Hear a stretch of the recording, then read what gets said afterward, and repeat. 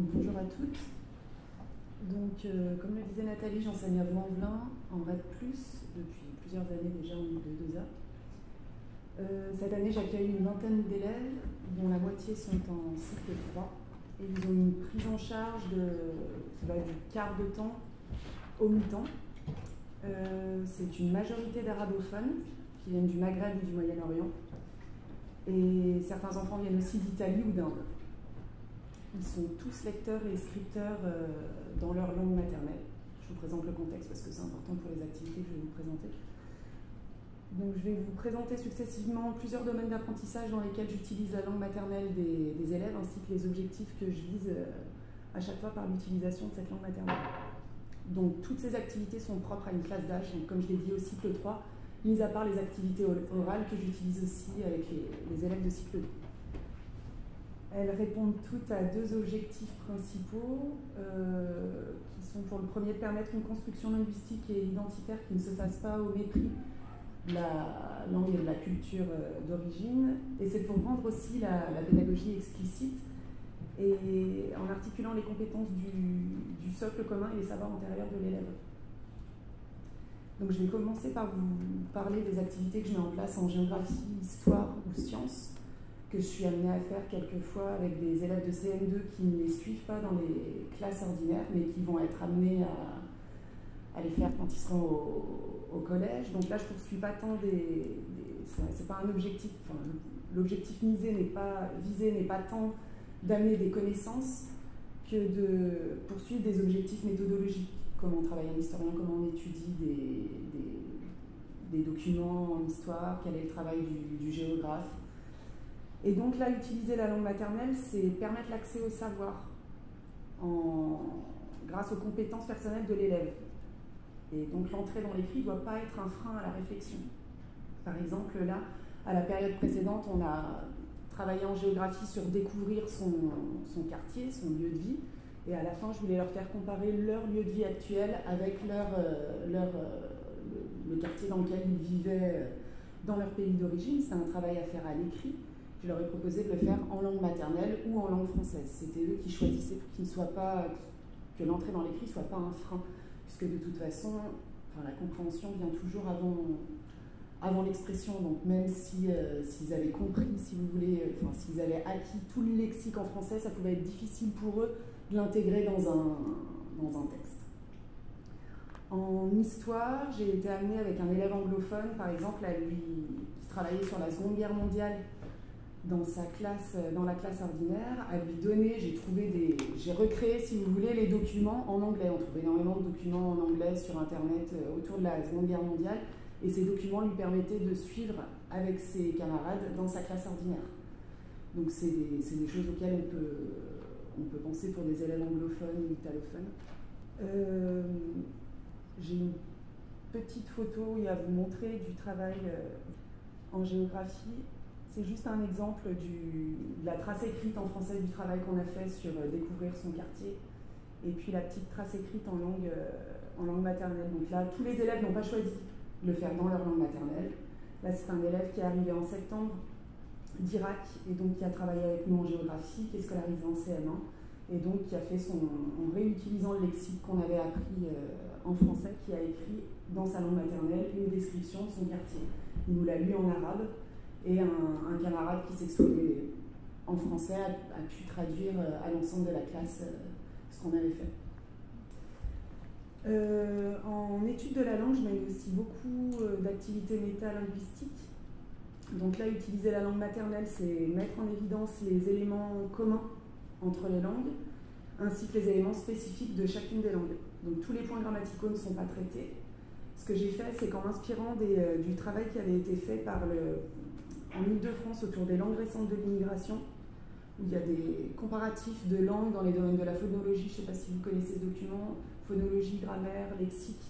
J'ai établi un tableau comparatif des langues que j'avais en présence des cycles 3 pour cibler les points qui pouvaient poser problème aux élèves en étude de la langue, et à partir de là, on a fait des activités autour, par exemple, donc nous on avait parlé du pluriel, de la négation, de l'utilisation des déterminants. Donc, je vais vous montrer rapidement. En gros, voilà ce que je voulais vous montrer. Par exemple, une affiche qu'on a faite sur le pluriel dans toutes les langues, c'est très simple, hein, c'est sans prétention, mais c'est juste par rapport aux distinctions dans les langues des élèves. Donc là, j'avais un élève qui parlait anglais, d'autres qui parlaient arabe et italien. On est parti du français, c'est toujours à partir des notions qu'on va travailler dans les classes ordinaires, à partir du socle, où on a comparé à partir d'une même phrase comment s'exprimait le pluriel dans les différentes langues.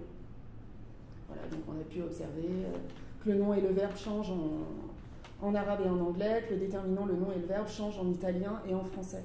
On en a fait d'autres sur... où on a étudié la négation, je sais pas si... La phrase négative. Voilà, c'est des affiches qui restent en permanence dans les classes et auxquelles les élèves peuvent se référer quand ils en ont besoin. Et donc voilà le tableau comparatif que j'avais fait à partir des documents dont je vous parlais. Je pense que vous ne voyez pas énormément de choses, mais moi j'ai de l'arabe, de l'italien, de l'anglais, du tamoul. Donc j'ai pris par exemple pour parler des déterminants, le pluriel, on voit que le pluriel est marqué par le nom et le verbe. J'ai établi en fait les ressemblances et les différences qu'on pouvait retrouver à travers les langues, et à partir de là, créer des activités, en tout cas au moins un affichage là-dessus pour leur faire pointer les ressemblances et les différences. En production d'écrit, donc là, utiliser la langue maternelle, c'est leur permettre de participer à toutes les activités qu'on peut faire en classe. Je sais que chaque matin, par exemple en période 1 et 2, il y avait des activités rituelles de production d'écrit, et là les élèves pouvaient participer dès leur arrivée aux activités de production d'écrit dans leur langue maternelle. Et ensuite, un élève qui, lui, maîtrisait le français pouvait traduire ce qui était dit, ce qui donne lieu à des petits cahiers d'écrivain.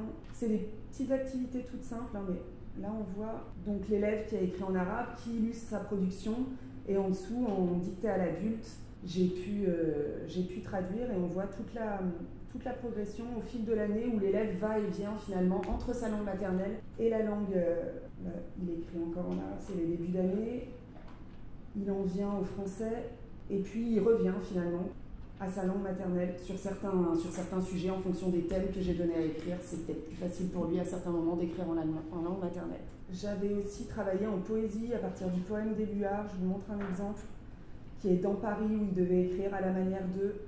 Ils ont tous choisi leur ville d'origine. Donc là, c'est l'illustration du travail d'une élève avec son enregistrement qu'on avait mis sur un Padlet qui était accessible aux parents et aux enseignants des classes ordinaires. Je vous donne un exemple de sa production. في كازابلانكا كاين بيم في هاد بيم كاين طريق في هذا الطريق كاين إيطاجير في هذا الإيطاجير كاين الفرماج في هذا الفرماج كاين الفار قلب الفرماج قلب ليطاجير قلب الطريق قلب بيم قلب كازابلانكا. Donc, mis à part ces activités quotidiennes en production d'écrit, j'ai mené un projet la période précédente autour de la biographie, et plus particulièrement de la biographie langagière. Donc là, l'élève était invité à interroger et s'interroger sur les langues familiales, sur son patrimoine linguistique, à raconter ses souvenirs d'enfance à l'écrit, exprimer des sentiments, dans un projet où les parents étaient régulièrement invités en tant qu'experts de leur langue. Donc là, l'objectif principal, c'était vraiment d'amener les parents à l'école et de leur faire découvrir le système éducatif français, de voir ce que c'était qu'une classe UPE2A, qu'est-ce que l'enfant apprenait en classe, et de rompre un petit peu avec la tradition dans laquelle, à l'école, on ne parle pas français. Donc j'ai encore des choses à vous montrer. En fait, à chaque fois, mon propos est illustré par un exemple. Donc là, on avait construit un arbre des langues, donc avec l'enfant, ses parents, ses grands-parents. Et donc, les parents étaient invités en fait, c'était une discussion entre le parent et l'enfant pour discuter des langues qu'il y avait dans la famille, parce que bien souvent, les grands-parents ne parlaient pas toujours la même langue que les parents, et donc il y avait des discussions, c'était assez intéressant, qui s'instauraient, enfin des discussions familiales finalement, qui étaient menées, mais autour des langues et pas autour du récit de la migration qui peut parfois être douloureux, mais là autour des langues, les enfants, enfin les élèves communiquaient avec leurs parents autour des langues familiales. Donc là par exemple, cet élève venait d'Inde, son père parle anglais, tamoul et français, sa mère tamoul et anglais, et puis son grand-père qui était marin parle chinois, arabe, français, tamoul, anglais, hindi. Ils étaient invités à se raconter un petit peu l'histoire du grand-père. Enfin, c'était des échanges finalement informels, je ne m'attendais pas à tout ça. L'objectif n'était pas forcément celui-là, mais ça a créé des échanges très riches. Et ce travail-là a donné lieu à une exposition à la fin de la période pour les élèves des classes ordinaires, où on a invité les familles, et ça donnait l'occasion aussi aux familles des autres élèves de l'école de voir l'intérêt aussi, que l'école portait aux langues familiales. Avec le projet en production d'écrit, donc sur l'écriture de soi, voilà, où l'élève raconte un petit peu ses souvenirs, qui étaient exposés donc, en français et dans la langue maternelle, puisque la plupart des enfants, des parents ne sont pas francophones, donc ça permettait aux parents de pouvoir découvrir le travail de l'enfant et de comprendre voilà, tout le travail qu'on avait fait. En langage oral, donc là forcément on utilise aussi beaucoup la langue maternelle en IPE2A, donc c'est les autoriser à l'utiliser entre locuteurs d'une même langue, ce qui permet donc de reconnaître leur identité, leur permettre de l'utiliser aussi pour participer, comme je le disais tout à l'heure, aux activités de la classe dès leur arrivée, à travers des jeux, que ce soit des jeux de mémoire, le jeu du furet, et depuis plusieurs années, donc pour les enseignants IPE2A qui sont là, je ne sais pas s'ils ont participé ou pas, à la formation avec Jean Porchereau et Jean-Luc Vidalin. Donc depuis plusieurs années, je travaille autour du conte oral. Donc ce qui m'a permis de développer des compétences en compréhension orale, mais aussi en expression orale et du parler longtemps. Parce que finalement, c'était une compétence que j'avais du mal à travailler en classe. C'était souvent du langage très descriptif et court. Et là, l'idée, c'est de les amener à compter, en comptant nous-mêmes, les amener à compter. Cette année, j'ai fabriqué des boîtes à histoire plurilingues qui se présentent sous ce format-là. C'est uniquement de la récup, donc c'est pas coûteux en temps. C'est des petits objets que je peux avoir dans la classe, des jetons, du fil, du papier. Par exemple, ça c'est celle du petit chaperon rouge, avec un descriptif de l'utilisation. Donc le jeton rouge, voilà, c'est le petit chaperon rouge, le jeton noir, avec toutes les langues représentées dans la classe. Ces boîtes circulent dans les familles, les élèves sont invités à raconter dans leur famille, à leurs parents, à leur fratrie, et on circule aussi dans les classes ordinaires de l'école pour compter en langue maternelle et en français. Donc j'ai un exemple que j'aimerais bien vous montrer. Donc par exemple l'histoire de Yassir Lachance, où on va avoir un élève qui vient du Soudan la raconter en arabe. L'avantage de ces boîtes à histoire, c'est que l'élève manipule les pions. Les auditeurs, eux, ont été familiarisés aux pions puisque l'élève présente « Voici le petit chaperon rouge ». Il le dit en français et en arabe. Et quand les spectateurs observent l'enfant raconter en langue maternelle, ils peuvent se représenter l'histoire. Donc quand on va dans les classes raconter des histoires, c'est des histoires qui sont connues des élèves, qui ont été racontées en amont par l'enseignant de la classe ordinaire. Les histoires sont connues. Et là, l'intérêt, c'est de faire découvrir la musicalité d'une langue, et aussi pour les élèves qui sont dans les classes ordinaires, de se sentir reconnus eux aussi dans leur identité, puisque là, dans l'école où je travaille, à peu près 90% des élèves parlent une seconde langue. Donc là, c'est l'histoire de Yassir Lachance. أنا داير أوريكم قصة ياسير غناية. يوم من الأيام ياسير ومرته ما عندهم للأكل، والمرة ياسير قالت له امشي اشتري حاجة عشان ناكلها. ياسير بيمشي وبدل السوار ضد 10 خرفان، وياسير بيمشي وياسير وال10 خرفان وقفوا في الطريق وما راضيين يتحركوا. وياسير قال راح اتحركوا مرتي مستنياني. وفي زول جاء وقال له مالك يا ياسير؟ قلت له مرتي ادتني صور وبدلت 10 خرفان وتقدمت، وهسه هم ما راضيين يتحركوا عشان الدنيا حر. طب تتبدل معاي؟ حاضر.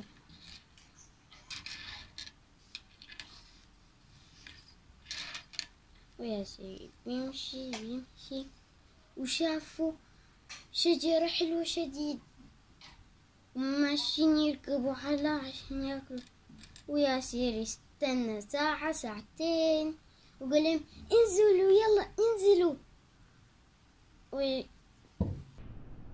Là, on voit l'enfant qui manipule les petits pions, ça lui donne des repères temporels et dans l'espace. Ça lui permet de guider, ça lui permet de guider en fait sa narration. Et là, enfin, comment dire, l'objectif visé aussi, c'est de valoriser les langues. Là, on ne voit pas son visage parce que c'est des petites vidéos qui vont être mises en ligne sur le site Histoire des langues. Pour ceux qui connaissent, qui répertorient, voilà, j'avais travaillé donc avec Jean-Luc Vidalin aussi sur la construction du site et puis récupérer des enfants, enfin des enregistrements d'enfants qui comptent dans une langue étrangère, donc c'est pour ça qu'on ne voit pas son visage. Donc c'est la fabrication de ces boîtes à histoire et le conte a permis de créer du lien avec les familles, créer du lien entre les élèves de l'UPE2A, entre les nouveaux arrivants et puis ceux qui étaient là depuis plusieurs mois déjà, du lien avec les élèves de l'école pour une ouverture à la diversité et la valorisation de leur langue maternelle.